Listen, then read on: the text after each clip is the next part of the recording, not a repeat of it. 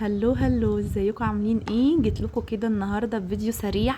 شايفين القوام عامل ازاي؟ ده لبن محلى مكثف يا جماعه. هعمله معاكم في البيت بطريقه بسيطه وسهله جدا ومش مكلف خالص. كلنا عارفين ان اللبن المحلى المكثف غالي جدا.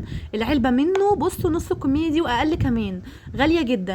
فانا هعمله النهارده معاكم بطريقه بسيطه وسهله وحلوه جدا وفي نفس الوقت مش مكلف، وهيطلع نفس النتيجه بتاعت بره بالظبط. انا هعمله معاكم وهنزله لكم الاول. عشان ايه؟ هنستخدمه في وصفات كتير قوي في الصيف. هنعمل منه الايس كريم وهنعمل منه حاجات حلوه كتير قوي. فيلا بينا كده نعمله مع بعض. شايفين يا جماعه القوام؟ يلا بينا نعمله مع بعض بطريقه سهله جدا. عندي ايه بقى للبن المحلى المكثف بتاعي؟ مقادير ولا اسهل من كده. كوبايه لبن بودر، عليها كوبايه سكر، عليها ربع كوبايه ميه سخنه، معلقه زبده كبيره وسنه فانيليا. يبقى معيار اللبن قد معيار السكر. كوبايه لبن بودر عليها كوبايه سكر بودر، عليهم ربع فنجان ميه سخنه مغليه يا جماعه عشان تدوب السكر بتاعي كده وتدمجهم مع بعض، ومعلقه كبيره زبده وسنه فانيليا، ده اختياري. يلا بينا نعمله مع بعض. حطيت اللبن البودر كده بتاعي الكمية كلها، بسم الله.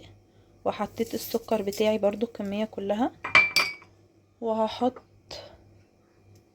المية السخنة بتاعتي، وهحط معلقة الزبدة الكبيرة قوي اهي، بسم الله. وهحط نقطة فانيليا يا جماعة اختياري. انا عن نفسي بحب طعم الفانيليا في اللبن المحلى بتاعي. هبتدي ان انا اعمل ايه دلوقتي؟